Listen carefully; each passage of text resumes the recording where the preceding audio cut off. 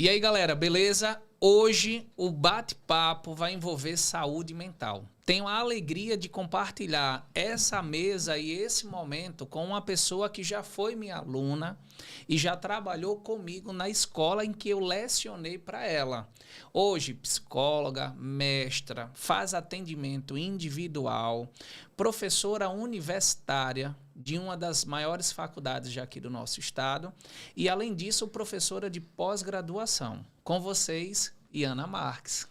Olá, uma alegria, né? Estar aqui com o professor, mas agora no bate-papo sobre saúde mental. Muito bom.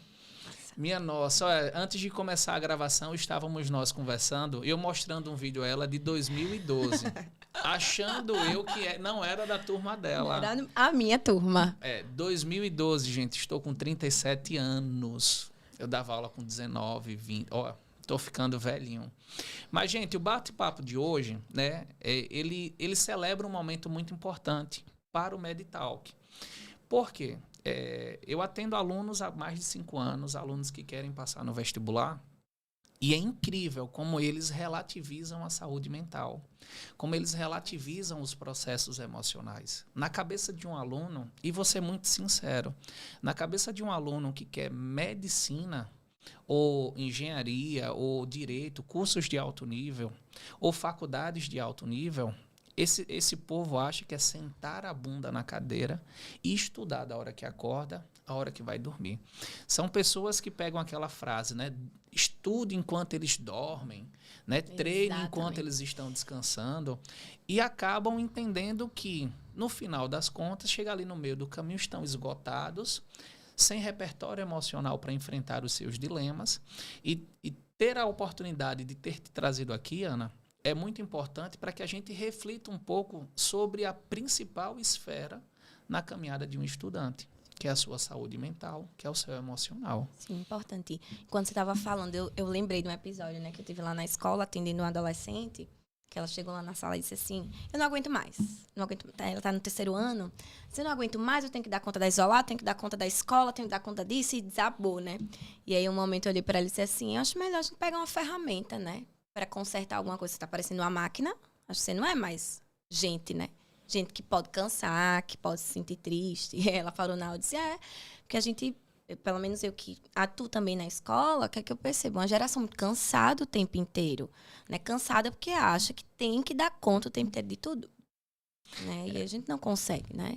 Parece que eles acordam no 3º ano, né? Assim, 1º ano, meio que um conto de fadas, né? Tô no ensino médio, show. 2º ano, tô me aproximando do 3º. 3º ano, aí eu descubro que era um curso difícil, que era uma faculdade difícil. Aí ele estuda 35 horas no mínimo na escola. E a maior parte das escolas daqui, elas ainda têm 1, 2 ou 3 tardes. Então, a gente coloca aí 45, 50 horas na escola. E aí vem as suplementações, né? Geralmente isolada de matemática, de redação, uma obrigação, e as isoladas que eles mais têm dificuldades, química, física e biologia. E vem os perfeccionistas, que estão desesperados porque querem estudar tudo que podem, aí jogam humanas, geografia, história, filosofia e sociologia. Então, eles acabam o tempo todo sentados assistindo aula. E aí vem as notas. E o engraçado é que ou você tem perfil ou você não consegue gerenciar a escola e os cursos. E as notas da escola caem. Exatamente. Aí as pessoas ainda dizem assim, minha nossa, você não para de estudar e as suas notas não sobem. O que é que está acontecendo? Então, esse imediatismo, essa busca desenfreada por um resultado de curto prazo tem afetado muito, né? Muito.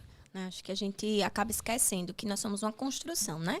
Não só nessa área, claro, né, dos estudos, mas na vida pessoal, enfim. E os estudos fazem parte. Né? Nós somos uma construção e a nossa vida é feita de passo a passo. Só que me parece que... Eu estava conversando isso com outro psicólogo um dia desse, que me parece que quanto mais hoje a gente tem acesso, a gente percebe que as pessoas têm acesso mais a essa questão de saúde mental, se fala mais sobre tempo, rotina, organização, mas a gente também percebe, por outro lado, um desespero, né? um desequilíbrio emocional. Então, às vezes, essa conta não fecha, porque me parece que as pessoas buscam ou tentam falar mais sobre saúde mental para se sentir forte o suficiente para dar conta de tudo isso. E não para entender que, por exemplo, existe um limite e eu preciso entender isso, né? Essa realidade, né? E você chega num ponto que é fundamental. Limites. Porque, por exemplo, a gente trabalha com construção de rotina, né? Em alguns momentos eu acho que a sua intervenção tem que ser, não, senta aqui, vamos tentar organizar a sua vida. Eu faço isso todos os dias. E nesse caso, tem alunos que no seu estágio de aprendizagem, eles não conseguem estudar 2 horas sozinhos. Tem alunos que só conseguem estudar com Pomodoro, 45, 15. Tem alunos que querem um curso muito difícil, como medicina, mas não conseguem estudar 4 horas sozinhos. E aí eles fazem meio que mecanicamente para tentar que entre de qualquer jeito. E acabam não gerindo os seus processos, né? Então, qual a importância de se construir repertórios emocionais na sua preparação, Iana? Imprescindível, né? Porque quando a gente fala de repertório emocional, a gente fala de autocuidado, né? De observar quais são as suas limitações e, a partir daí, construir, né? Eu vou usar aqui um plano estratégico, mas não tem muito isso nessa questão emocional, mas existe algo nesse sentido de, a partir do momento que eu me conheço, que eu sei meu limite e que eu entendo como é que eu funciono, por exemplo, eu consigo ficar sentado 2 horas estudando enquanto o meu colega consegue estudar 4 tranquilo. Eu me impeço, assim, muitas vezes, de me comparar com o outro, porque eu sei das minhas individualidades, dos meus limites. Então, quando a gente pensa nesse repertório emocional, né?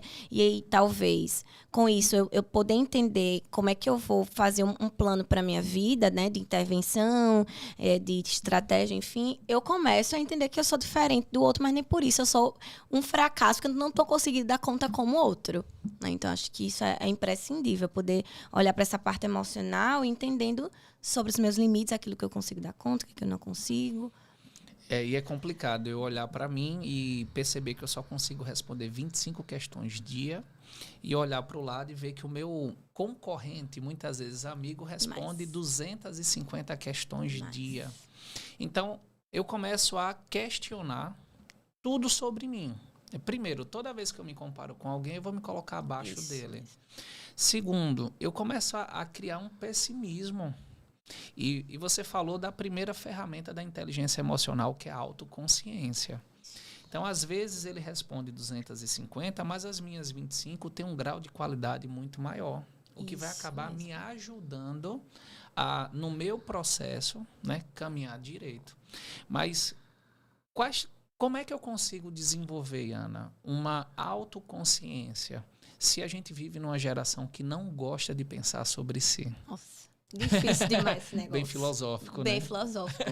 E, assim, o maior desafio nosso, pelo menos dentro da escola, que é que eu percebo na clínica também, né, é fazer com que o adolescente, enfim, adulto, até adulto mesmo, né, pare um pouco, porque a gente vive uma geração quase que TDAH, né? A gente sempre fica falando isso. Nossa, daqui a pouco os alunos estão se identificando como TDAH, não tem mais nome. Porque eu sou TDAH, sou isso. Inclusive, um dia na sala, lembra do episódio? Um dia na sala, a professora de matemática se apresentando, conhecendo a turma, né? Primeira vez. Aí o aluno foi se apresentar e disse, mas eu quero lembrar que eu sou TDAH. Né? Porque as pessoas... Ou seja, me passe. Exato, né? As pessoas talvez estão dando nome antes de toda e qualquer coisa, sabe? Essa questão de que você falou, né? De eu poder compreender, ter essa autoconsciência, é necessário que primeiro eu pare. Entenda que nem toda velocidade em que todo mundo está, eu preciso estar. E eu sei que é muito difícil falar disso na sociedade do cansaço, né? Como o Byung-Chul Han fala, né? A gente vive numa sociedade que o cansaço serve para alguns para impulsionar a você correr mais ainda. Não como uma forma de parar. E aí a gente já pode, por exemplo, pensar na ansiedade. A ansiedade é um sintoma dessa sociedade do cansaço que não para, né? Porque eu percebi que, às vezes, eu preciso parar, é um estado de alerta, né? Que eu vou observar e digo, não, tem alguma coisa fora do lugar, eu vou tentar ajeitar. Mas, às vezes, não tem tempo nem para parar para escutar o estado de alerta. Né? Então, acho que uma das primeiras coisas que a gente conversa muito, né, com os adolescentes é se perceber e perceber os sinais que o nosso corpo está dando.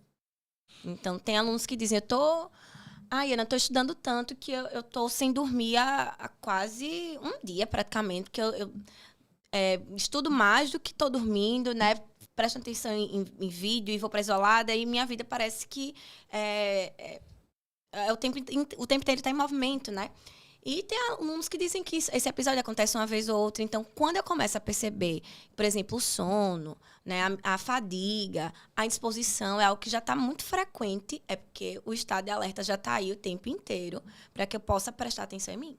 E, infelizmente, na sociedade hoje em dia, a doença, como a ansiedade e vários outros transtornos, surgem como uma forma da gente parar.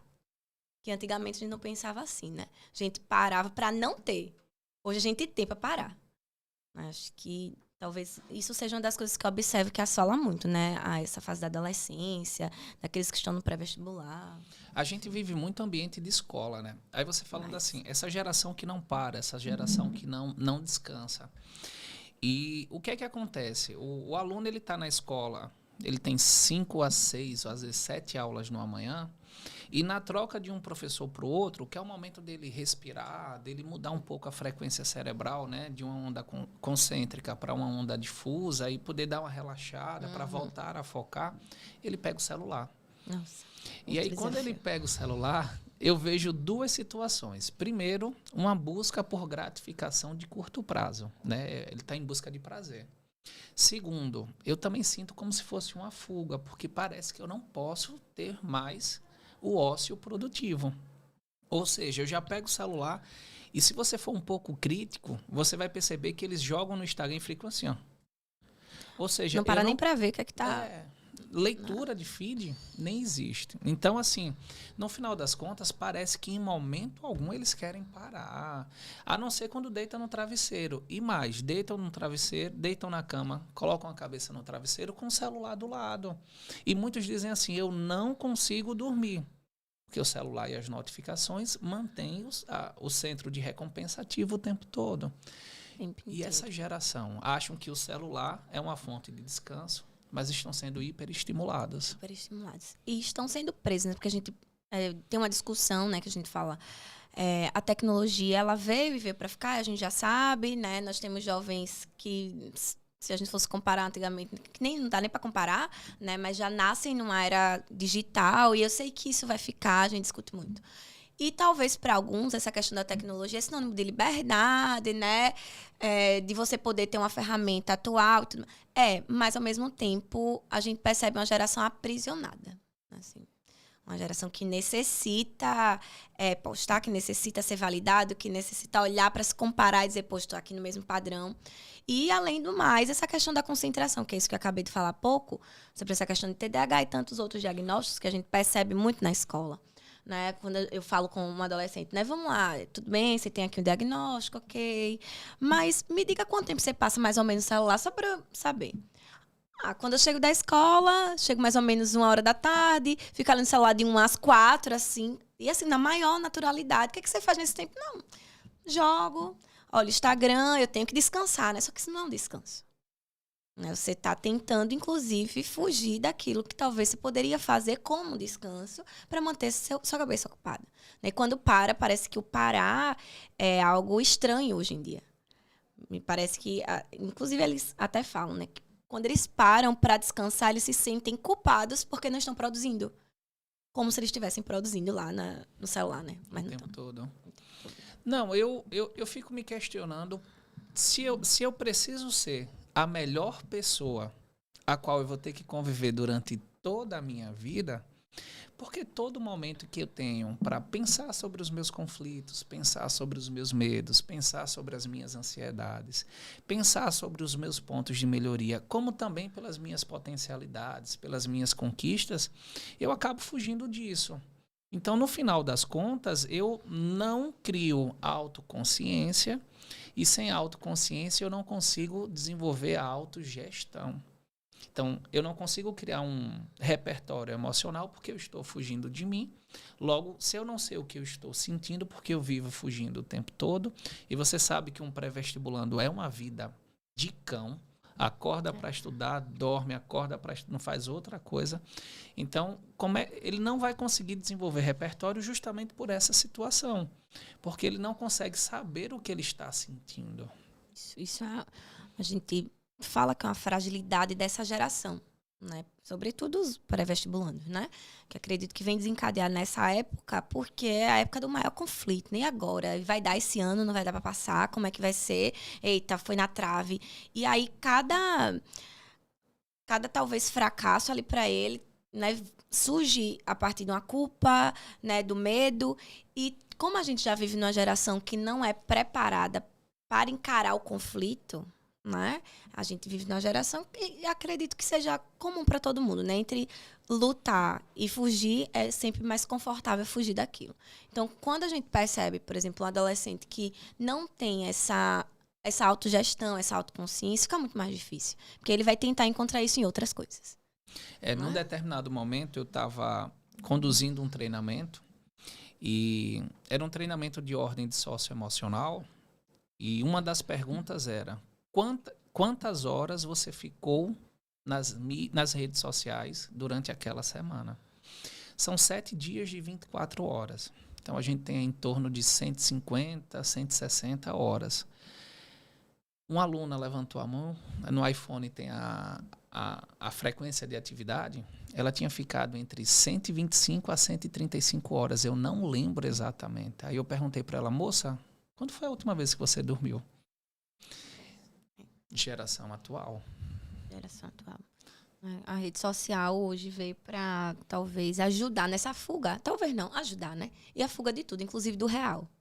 É isso, a gente conversa muito sobre isso quando se trata de adolescente, né? A gente vive também numa sociedade que cria ideais de coisas, né? Então, aquilo que se apresenta na rede social, né, em tudo, inclusive no campo acadêmico, né, eles realmente querem chegar naquele nível, daquela forma que se apresenta ali. Então, a vida ideal é alguém que estudou 30 horas, né, não sei quantas mil horas, para passar no vestibular e conseguiu, porque não dormiu. Então, realmente, ele estava estudando enquanto as outras pessoas dormiam, né? Aquele que vai para academia sem parar para atingir um ideal de beleza. Então, talvez essa seja uma das causas também que os adolescentes não consigam entrar em contato com o real. Por causa desse ideal que se tem criado, inclusive, que é divulgado nas mídias, né? É o ideal do corpo, o ideal da beleza, o ideal do estudo, o superativo, o produtivo, que vai jantar com a família e tira foto e aquilo tá tudo ótimo, perfeito, tudo perfeito. Né? Então, me parece que as pessoas estão se distanciando desse real, né? Daquilo que é presente. E aí, se eu me distancio daquilo que é real, automaticamente eu não vou conseguir me conhecer, porque eu vou viver uma vida me comparando o tempo inteiro com outros alunos, com outras realidades. Enfim, foge muito. E a gente tem alguns comparativos que são complicados, porque, por exemplo, hoje você abre o Instagram e tem o algoritmo, né? Então eu coloco assim, medicina. Então tudo de medicina vai começar a aparecer para mim. E às vezes entram aqueles ex-alunos, né? Então ele diz assim, ó, arrasta para cima, vem fazer mentoria comigo e eu vou te ensinar. Então ele cria uma rotina de estudo que não está atrelada ao perfil comportamental do aluno, ao estágio de aprendizagem do aluno, nem a forma como esse aluno aprende. Aí ele também cria uma rotina que funcionou com ele, que a gente nem sabe se ele tem ou não tem base, se era um aluno focado desde o 8º, 9º ano, ou se descobriu na 3ª série. E a busca desenfreada por uma performance que muitas vezes o seu organismo não está pronto. Então, a gente precisa ter cuidado com os profissionais que a gente contrata, para que eles não imprimam na gente um ritmo frenético do qual eu não estou acostumado nem preparado para ele e mude um pouquinho o meu senso de propósito, né? Eu acabe pegando uma antipatia por aquele curso para buscar outra coisa que é muito mais fácil, porque eu saturei. Não, e o pior, né? Acaba fragilizando ainda mais o emocional, porque é isso que a gente estava comentando agora há pouco, né? Se eu já sei que eu não vou conseguir, né? Mas eu contratei alguém que diz que todo mundo consegue. Aí eu não consegui de novo. Então, realmente, a culpa é minha. Eu não vou conseguir, é melhor desistir logo, fazer qualquer outra coisa. Então, gera ainda mais uma fragilidade emocional vindo pela culpa, né? E a minha preocupação é a seguinte, você disse assim, desiste, né? E quando não se tem repertório emocional, a pessoa não consegue vivenciar as suas etapas. Porque, por exemplo, tem gente que vai conseguir passar em medicina com 1 ano de estudo. Tem gente que só vai passar com 5, 6. O que não falta são exemplos disso. Sim. O que é que vai determinar? a vida toda, a maneira como esse indivíduo foi treinado.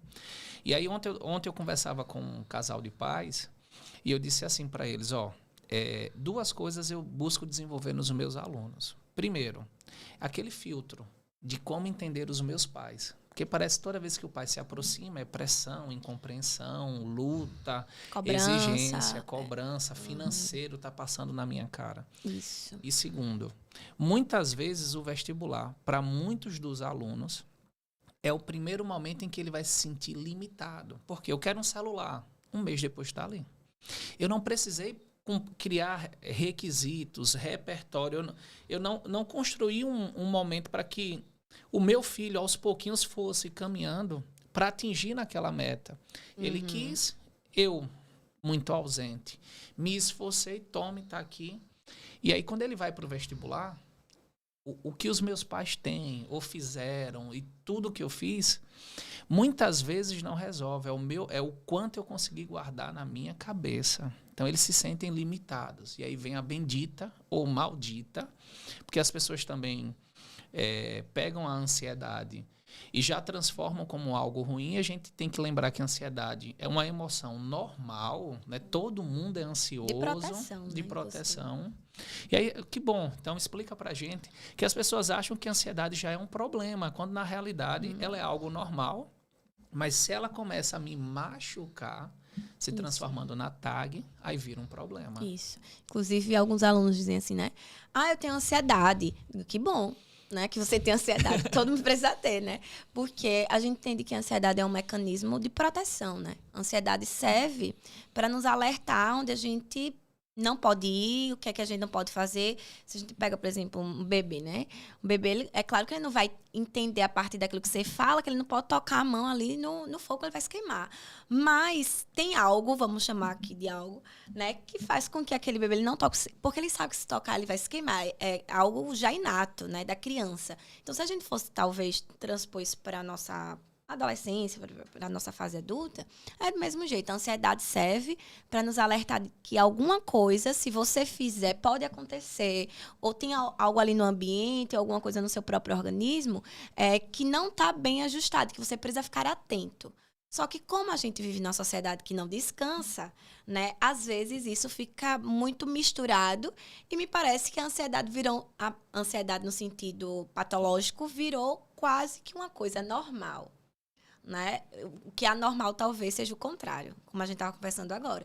Então, esse estado de alerta, a gente precisa entender que está sendo gerado, inclusive, depois da pandemia, né? Me parece que potencializou muito mais, né? Porque a cobrança aumentou. Então, o que antes a gente percebia como ansiedade patológica, que era devido a algum trauma, devido a alguma situação de conflito que a gente não conseguiu resolver, e aí do nada vinha uma dor de cabeça extrema, eu não conseguia dormir, alguma preocupação, hoje isso faz parte do nosso cotidiano como se fosse algo normal.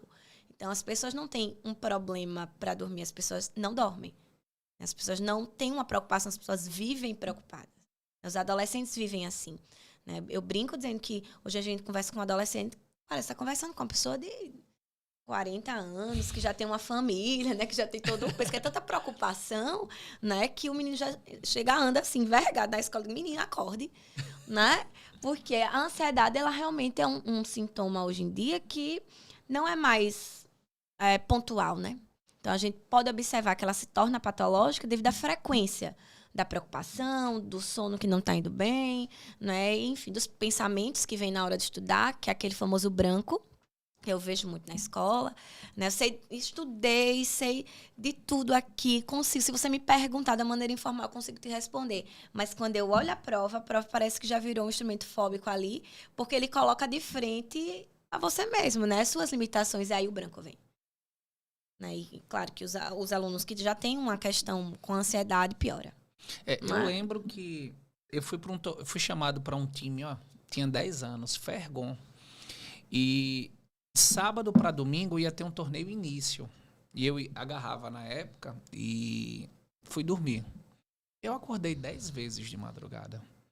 Né? Eu quase que não consegui dormir. Acordei até cansado, porque eu dormia. Não, já deu hora, não posso me atrasar.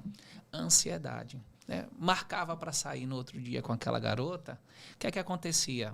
Era o dia todinho, a expectativa do momento. Boas. Passava na escola e eu me escondo ou não me escondo. Se aproximava, o coração vinha aqui, você ficava agoniado, né? Ansiedade. Então, são coisas que parece que os atuais adolescentes não conseguem mais gerir. A expectativa da prova, ansiedade. Né? A expectativa de uma boa preparação, ansiedade. Então, acaba virando um bicho-papão. E como eu não tenho um repertório emocional para entender que o que eu estou é com uma expectativa do amanhã, né? Ou medo de não estar preparado para essa expectativa do amanhã, é que está afetando muito. Você tocou num assunto importante, né? Esse medo de não estar me sentindo preparado, que vem muitas vezes dessa comparação feita antes. Então, assim, como é que eu tô aqui há um mês de uma decisão muito importante da minha vida, eu não vou me sentir tentado a pensar isso a todo momento? Lógico. Você vai casar um mês antes de casar, você vai ficar quase pensando nessas 24 horas. Você vai fazer a prova do vestibular, que você tanto estudou durante o ano ou 3 anos. Como é que você não vai se sentir pressionado de alguma forma? A questão talvez não seja essa, é como você lida com isso. Né? Aí sim a gente pode pensar na ansiedade no sentido patológico. Que é quando eu não consigo gerir isso. Tudo bem, estou aqui na expectativa, mas eu não só sou isso. Eu posso substituir isso por uma outra coisa. Isso é autogestão, isso é autoconhecimento. Mas quando eu não tenho isso, a minha vida parece que gira em torno desse conflito o tempo inteiro. Não vou dar conta, não vai dar certo. Eu vou fazer a prova só para fazer, porque eu nem vou passar. E aí, de fato, na hora... Vem o branco, na hora não consigo. Não, o aluno entra para conversar comigo próximo do vestibular e diz assim, estou ansioso. Eu disse, que bom, você é um ser humano. Isso faz parte do normal. Agora, o que é que você não pode permitir? Que você se machuque por causa disso. Mas vamos lá. Você está ansioso. De onde está vindo esse medo? Isso. De você não estar pronto, porque você não fez o que deveria ter feito, ou porque você está achando que a prova é difícil demais, né? Então, a gente subestima a nossa capacidade ou superestima o desafio. Exatamente. E saber lidar com isso sem repertório é complicado, porque não é só sentar a bunda na cadeira e estudar. Eu preciso parar para pensar sobre o que eu estou pensando. Eu preciso parar para pensar em como eu estou conduzindo a minha vida. Mas como eu vou parar para pensar se eu não gosto? Se eu tenho até, talvez, medo, não sei. Você que é da área, eu não faço terapia, né? Eu sou coach. Mas você que é psicóloga, né? Por que esse medo de parar um pouquinho e refletir sobre os seus processos? Talvez porque a gente tenha medo de entrar em contato com aquilo que a gente já sabe que realmente não vai dar conta. Por exemplo, você falou há um tempinho atrás sobre a importância do acompanhamento dos pais com essas crianças, esses adolescentes, na questão do limite. Então, hoje, para além, né, dos adolescentes, existe essa organização familiar que faz com que a gente perceba que, por exemplo, os meninos não podem se frustrar. Eu não posso. Porque antes de me frustrar, eu já tenho o que eu quero. Então, assim, antes de você pensar em mudar de celular, o celular já está lá. Antes de você pensar que não vai dar certo, o pai já foi lá na escola, já queria conversar com a coordenação, porque o menino ia ficar triste. Então, talvez, claro, não vou generalizar, mas é uma geração que não está sendo preparada para lidar com a frustração. Então, quando eu não sou preparada para lidar com a frustração, quando eu sei que ela está vindo bater na minha porta, eu fujo. Eu vou fazer qualquer outra coisa, menos entrar em contato com ela, que eu já sei que eu não vou conseguir. Então, talvez seja um dos pontos, né? E tem a necessidade da harmonia, né? Dos seus processos externos com o seu processo interno. Então, a ansiedade, ela também vem... A procrastinação, que acaba sendo um fruto da ansiedade, desse desequilíbrio da minha essência com o que eu estou fazendo agora. Exatamente. Que, na verdade, é isso, né? Assim, a essência, ela é construída a partir desse processo de frustração, de medo, né? De recompensa. Só que aí, me parece quando as crianças elas vão crescendo e vão percebendo, pelo menos dentro dessa esfera, né, que eu acabei de dizer, não tem tempo nem para ficar triste, é lógico que ela vai transferir isso para qualquer outra relação, inclusive quando vai vestibular, né? Como assim estudei tanto, não consegui passar, quando ela não percebeu que ela está estudando apenas há 2 anos. Quando desde o 6º ano ela tem um comportamento totalmente diferente. Então, como é que... Outra coisa que a gente conversa muito com os adolescentes é sobre hábito. como é que você, a vida inteira, tinha um hábito de estudar 1 hora por dia, ou às vezes, ou um dia antes da prova, chegou no terceiro ano, ou no segundo ano, agora você quer adquirir esse hábito, e você simplesmente acha que vai fazer a prova ali no final do ano, e você vai passar quando a sua vida, o repertório de estudo não foi esse. Né? E eu olho assim, no final das contas, existe um outro fator de ansiedade, e aí você pode confirmar ou refutar, que a gente mente para todo mundo. A gente só não consegue mentir para a gente. Então, nos momentos em que a pressão sobe e o meu desafio está às portas, o que é que acontece comigo? A minha consciência vai fazer um checklist do quanto realmente eu me comprometi, do quanto realmente eu abri mão, do quanto realmente eu me dediquei àquele processo. Porque não é só ir para a escola, não só é ir para o cursinho, não é só ficar sentado respondendo questões. Então, não é só agir mecanicamente, né? Então, nesse momento eu paro e realmente eu vou dizer assim, eu estou pronto. Ou não foi o suficiente. Talvez a parte mais difícil é essa, de assumir. Então, eu entro em contato, eles entram em contato, mas assumir é uma outra questão, né? Que talvez aí talvez esse mecanismo de mentir para si, embora lá dentro tenha alguma coisa que me lembre, mas é muito difícil eu entrar em contato com isso, porque é como se eu estivesse assumindo um fracasso. Um dia, eu conversando com uma aluna, mas não foi nada de estudo, só para a gente poder conversar melhor. Aí ela estava falando sobre... Ela queria emagrecer, enfim, estava nesse processo todo. E aí ela disse, eu nunca consigo emagrecer. Eu não acho que eu como muito, mas eu todo dia para academia. Eu digo, o que é que você come durante o dia? Eu não sou nutricionista, mas na conversa... Minha o que irmã é que você né? come? Minha irmã mas... E aí ela... Não, Iana, assim, todo dia eu tenho que comer um docinho. Então ela começou a dizer coisas que eram incompatíveis com alguém que estava buscando um processo de emagrecimento. E aí eu tive que falar para ela, se você está percebendo que tudo que você está me falando que você faz está muito distante daquilo que você quer e de onde você quer chegar, né? Porque você está dizendo que isso não vai influenciar, mas veja, mas isso do outro dia, mas isso desse... Durmo tarde, acordo cedo, acordo tarde, tomo café a hora que acordo, almoço já no finalzinho da tarde, janto, uma torta, um refrigerante. Quanto tempo você passa na academia? Assim, 1 hora, vou uns 3 dias na semana. Então, veja, você está mentindo para você mesmo. 20 minutos tentando ver o melhor selfie. Para dizer que eu fui, paguei, tá pago, né? Então, eu acredito que não foge muito desse processo, sabe, de estudo. É um hábito, né? Que normalmente as crianças não adquirem tão cedo. Talvez quando o desafio vai se aproximando, eu consigo pensar, né? Eita, agora eu vivo numa sociedade altamente competitiva, não tem outra forma, né? Eu vou ter que enfrentar isso, de que jeito eu não sei, mas eu vou ter que ir, né? Só que esse processo já vem, muitas vezes, lá na adolescência, né? Quando desde a infância eu não fui, por exemplo, estimulada a ler, né? E aí eu quero ser o expert em todas as notícias e jornais, para quem está nesse processo aí da redação, né? Eu vejo muito isso. Aí eu quero ligar todos os jornais, quero assistir tudo, quero ler tudo e quero realmente ser expert e saber todos os temas de última hora, assim, né? Não dá. Quando eu penso em Enem, quando eu penso nas federais, a taxa de aprovação é de 1%. Ou seja, aproximadamente 99% das pessoas que querem um curso de medicina geralmente não passam. E nesse contexto, né, de uma reprovação tão alta, às vezes eu recebo um pai, isso está ficando muito frequente. Minha filha está no 9º ano, ela quer ser médica. Eu disse, perfeito. Por quê? Porque eu tenho 4 anos para desenvolver um perfil e a construção de hábitos assertivos para aquela função, para aquela profissão, para aquele propósito.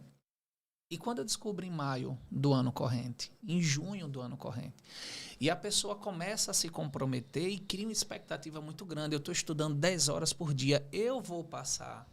Né? Então, assim, essa fuga, né? Essa ausência de inteligência emocional, essa ausência de um repertório de saúde mental tem afetado muito. Mas, Iana, qual a importância de, além de bons professores, além de uma boa rotina, além de bons hábitos de estudo, mas qual o impacto de um psicólogo no caminhar desse aluno? A gente fala que hoje em dia, ainda bem, que a gente consegue perceber que tem muitos alunos e muitos adolescentes que já têm acesso a um profissional. Né? Muitos ainda não, mas a gente percebe o quanto é que isso é significativo para a vida daquele adolescente, não somente para o vestibular, né? Mas para a vida. Acho que quando você procura um psicólogo, enfim, começa esse processo de psicoterapia, é você realmente entrar no caminho do autoconhecimento. Entendendo quem você é, o que você gosta, né, quais são as suas limitações que a gente conversa desde o início, você sabe para onde você quer ir, você dá passos de maneira mais assertiva, com mais segurança, ainda que você esteja esperando um resultado que agora você não vai ter.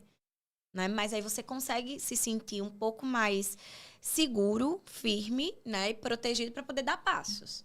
Quando não se tem esse processo de autoconhecimento, né, fica muito mais difícil. Você vai se conhecer só, então você vai começar a mentir para você vai criar uma expectativa do tamanho do mundo, você não vai conseguir dar conta. E aí um profissional, que é o que a gente sempre fala, de psicologia, né? É aquele que vai olhar para você, não vai julgar, não vai dizer, porque não é a mesma conversa que você tem com um amigo, né? Você falar para um amigo, o amigo vai dizer, isso é besteira, né? Eita, não, comigo não acontece, a gente tende a fazer isso. Né? A julgar ou dar uma opinião. Que isso ia acontecer? Não, comigo não foi assim, não. Você deve estar em outro mundo. E um olho neutro, né? Que não vai te julgar. Exato. Por como você está conduzindo a sua vida é fundamental, né? Então imagine, né? Você acabou de dizer, você faz muito bem esse processo de chamar o aluno, entender como é que é a rotina, como é que ele aprende. Imagine isso junto com o processo psicoterápico. Né? A gente diz que é quase que um combo, né? Imprescindível para o aluno que está nesse processo, né? Porque ele está buscando, de certa forma, um fortalecimento emocional e está entendendo que ele ali não é mais um aluno. Ele é uma pessoa que tem as suas necessidades específicas e tem alguém que pode ajudá-lo nessas necessidades que são suas. Que não dá para a gente colocar tudo no mesmo pacote, né? Todos os alunos do mesmo jeito ali. E é bom deixar bem destacado, viu, Cabeção, o seguinte. Se tem condições de pagar um psicólogo, né? Contrata um. Busca referências, vá em busca de alguém que possa te dar esse suporte de saúde mental. Mas se não tem, procure os centros universitários, sejam eles públicos, né? Aqui em Maceió, no caso da UFAL, da Uncisal, sejam eles privados, né? A Estácio, o SESMAC, a UNIT, a Uninasal, faculdades que têm curso de psicologia, porque eles fazem atendimento gratuito para a comunidade que procura. E não é um atendimento, né? Eles realmente desenvolvem um trabalho durante um determinado tempo com os estudantes que estão na etapa final do seu curso. Então, se eu não tenho condições de pagar, ou se o conjunto de matérias que eu estou arcando na minha preparação com as isoladas e o cursinho está muito maior do que a renda do meu pai, então procura nesse momento um desses centros, né? Se cadastra, fala com alguém que pode te encaminhar para que você tenha direito, né? Você consiga fazer essa performance mais sistêmica, né? Cuidado pedagógico, cuidado administrativo, mas também cuidado do seu emocional. Exatamente. Importantíssimo, né? Hoje a gente, aqui em Maceió, com essa faculdade de a gente a gente consegue atender, né, uma quantidade grande de pessoas, porque cada faculdade tem sua clínica e escola. E são alunos supervisionados por professores. Então, assim, né, eles estão também em boas mãos. É processo de ética, o processo de escuta ativa, é a mesma de você estar pagando. Sim, com certeza, né? Porque é como você falou, esse processo sistêmico, né, esse cuidado que a gente sabe que hoje em dia não depende só do psicólogo, do médico, do professor que acompanha, do coach, enfim, né? Porque a gente entende que o ser humano ele não é repartido. Né? O sujeito que está ali, né, no processo de sofrimento na clínica, ele está na escola também, ele está na família, ele está no cursinho. Então, a forma que ele enxerga esses locais, nesses lugares, ou de onde é que surge o sofrimento, é necessário que a gente investigue todos os locais. Inclusive, Ana, tem um apoio, né? Esse olhar neutro, esse olhar empático, né? Mas esse olhar sem julgamentos, ele é tão importante, porque o que é que acontece? Tem coisas que a gente não consegue dizer para quase ninguém. Vamos lá, eu tô com medo de não passar, tô me sentindo inseguro, tô percebendo que não tá funcionando. Aí eu vou chegar pro meu pai e vou dizer assim, pai, eu tô morrendo de medo. Ele pode interpretar como uma fraqueza, mariquinha, engole choro, vamos fazer. Isso mesmo. Então, assim, quando você tem alguém que vai te ouvir e vai te conduzir profissionalmente à resolução, né, ou encontrar caminhos para que você aprenda a lidar com essas inseguranças, você evolui. Porque não adianta só estudar e no dia emocional travar e dizer assim, não vai. Branco. pânico, esquecimento, desespero, já era. Isso mesmo, né? A gente fala que é exatamente esse processo da psicoterapia, né? Você conversar, né, com aquele aluno, com aquele adolescente, enfim, entendendo qual foi o significado que ele deu àquele fracasso, qual é o significado que ele está dando em passar no vestibular, é um mérito dele, ou ele está querendo passar porque é um mérito da família, como é que ele se sente quando o pai olha para ele e diz assim, meu filho, mas eu paguei não sei quanto tempo para você dizer que está com medo, né? Então, se está com medo, é melhor desistir. Então, como é que ele se sente? Será que ele se sentiria à vontade para falar sobre isso com um amigo, com o professor? Possivelmente não. Né? Então, o psicólogo tem muito esse papel, né? Por isso que a gente passa um tempo criando um vínculo terapêutico para que ele se sinta seguro para falar sobre o que sente. E, a partir disso, procurar caminhos, né? A gente acaba apoiando dessa forma. Eu vou te dizer que eu não realizo terapia porque eu não fiz psicologia, né? Eu sou formado em biologia, sou coach, fiz curso na Febracis, fiz curso na Evo, na Line, mas eu não me permito fazer terapia porque eu acho que não compete à minha função de coach. Mas a catarse, que é um processo emocional, não de saúde mental, e também de saúde mental, é uma das ferramentas que eu mais uso. Uma vez dessa uma aluna minha, ela fez o seguinte, foi conversar com o pai e o pai descarregou nela. E ela engoliu o choro, me procurou, queria conversar contigo. Eu disse, bora. Aí entrou no meu escritório, que é escritório, não consultório. Entrou no meu escritório e começou a falar como ela estava se sentindo mediante o momento com o pai. E eu disse assim, moça, tem conteúdos que você está trazendo para mim que, a partir da ética, não competem a mim, para que não se torne terapêutico.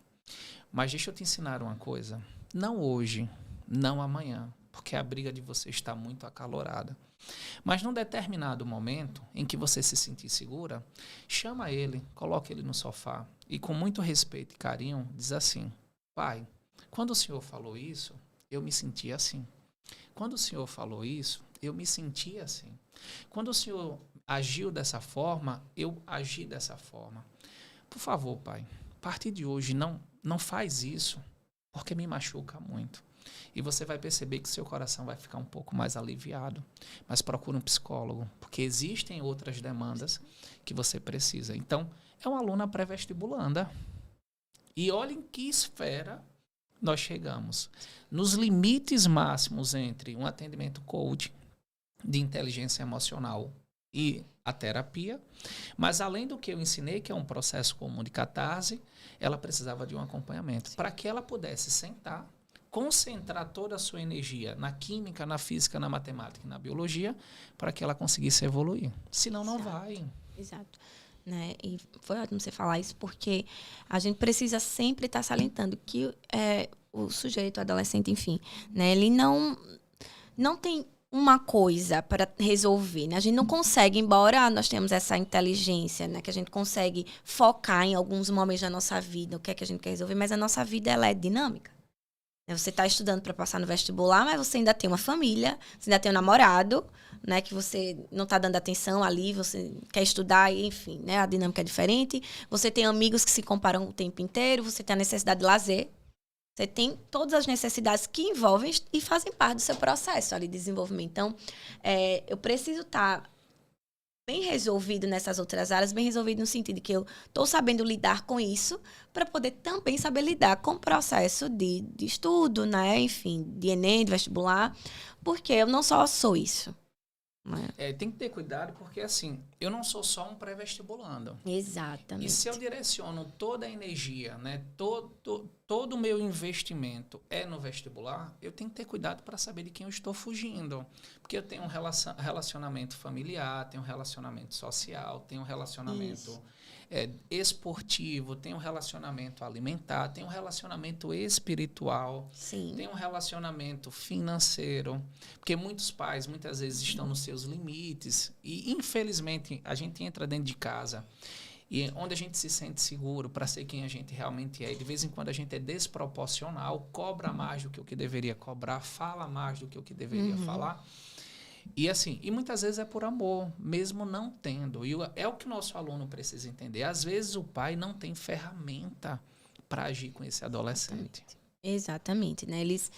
Eu sempre digo isso para eles. Como é que eu vou esperar que alguém que teve uma história de vida X, né, há muito tempo atrás foi criado de uma determinada forma, que possivelmente, né, não era muito estimulado essa questão de terapia, se hoje é difícil, então imagine há um tempo atrás. Como é que eu vou esperar que aquele pai tenha recurso suficiente para poder me entender emocionalmente, né, se colocar no lugar de um adolescente que hoje em dia é totalmente diferente do adolescente de antigamente?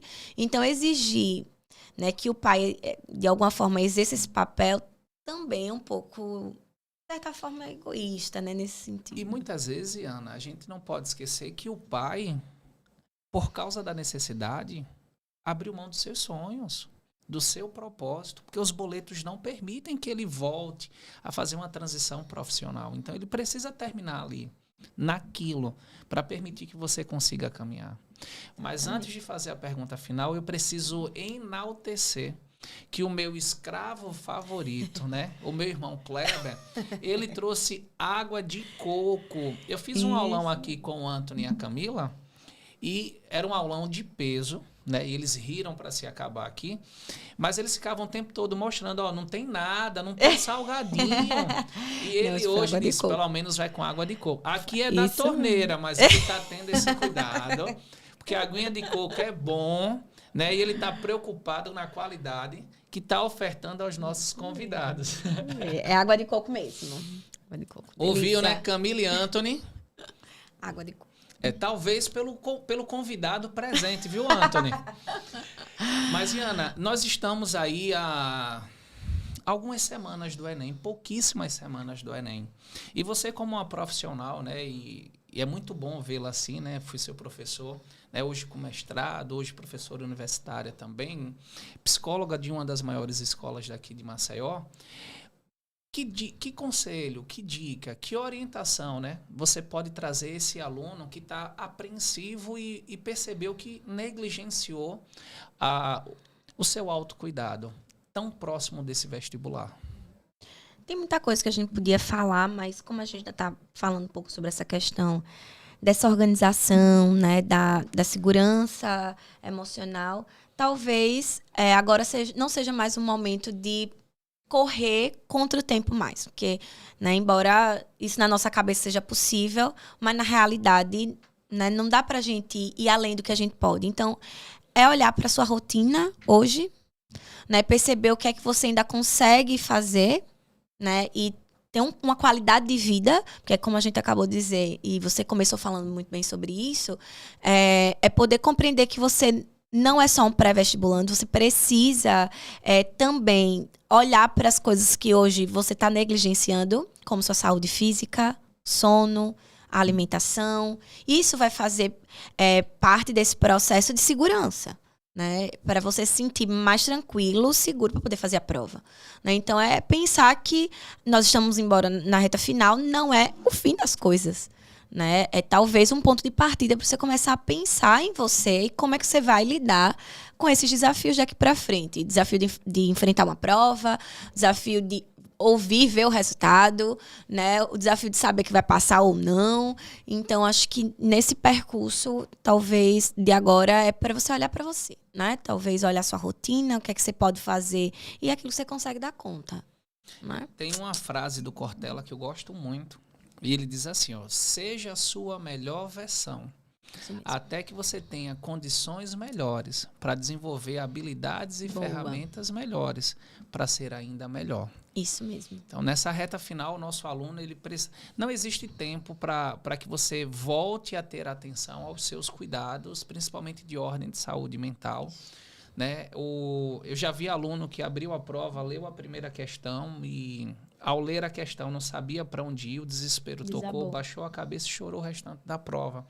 Eu tive aluno que qualquer simulado que eu entregasse a ele acertava de 39 a 44 questões, de todas as bancas que existem no Brasil.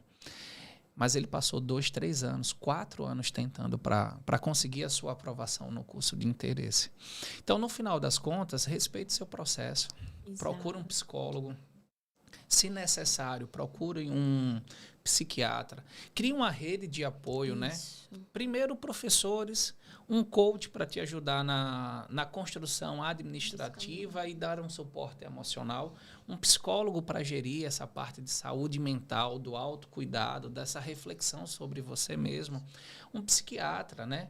E lembre que não é só sentar o bumbum na cadeira. Você é um ser humano sistêmico com N situações a gerir e investir no seu sonho. Isso mesmo, acho que só para completar esse pensamento e lembrar que não dá para a gente medir a nossa vida com a régua da vida do outro, né? Perfeito. A única régua que a gente pode usar é da nossa vida, né? Daquilo que a gente consegue dar conta e aquilo que o outro consegue é uma questão dele, né? Cada um no seu processo. E, Ana, eu quero dizer que eu estou muito feliz com o nosso bate-papo. Foi muito bom. Eu acho que é a primeira aluna profissional, ultrapassou o professor, viu? Porque ela é mestra, tá dando aula no curso de pós-graduação, né? Parece a adolescente de sempre, né? Com esse sorriso, essa graciosidade. Foi muito bom para mim ter você aqui, Obrigada. poder compartilhar desse momento com você. Espero que você que está aí nos assistindo, de onde você estiver, que possa ter, como eu sempre peço, né, assistido essa live, anotando tudo, tomando nota daquilo que tocou o teu coração e que você, nessa reta final e nos demais desafios que você vai enfrentar, que você pense de uma maneira mais sistêmica.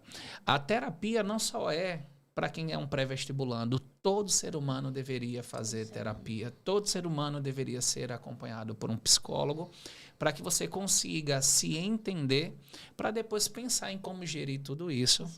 Viu, Ana? Então, que Deus te abençoe. Foi muito bom tê-la aqui. Espero trazer você outros momentos para que a gente possa aí estar evocando dos nossos alunos questionamentos sobre o autocuidado. Eu que agradeço, né? Acho que também qualquer oportunidade que a gente tem de falar sobre saúde mental na sociedade que a gente está hoje em dia é um prêmio para a gente se sente muito feliz. Obrigada a você. Não relativize a sua saúde mental, não relativize o seu emocional. Não ache que o que você está sentindo é besteira, é fraqueza, é sensibilidade. Respeite a sua dor e procure uma forma de tratar. Respeite as suas limitações e encontre caminhos de superar, de entender, de resolver isso, para que o seu saquinho de dores esteja cada vez menor e você seja um ser humano cada vez mais completo e mais pleno. Nos vemos. Muito obrigado por sua atenção. Até a próxima, gente. Um abraço.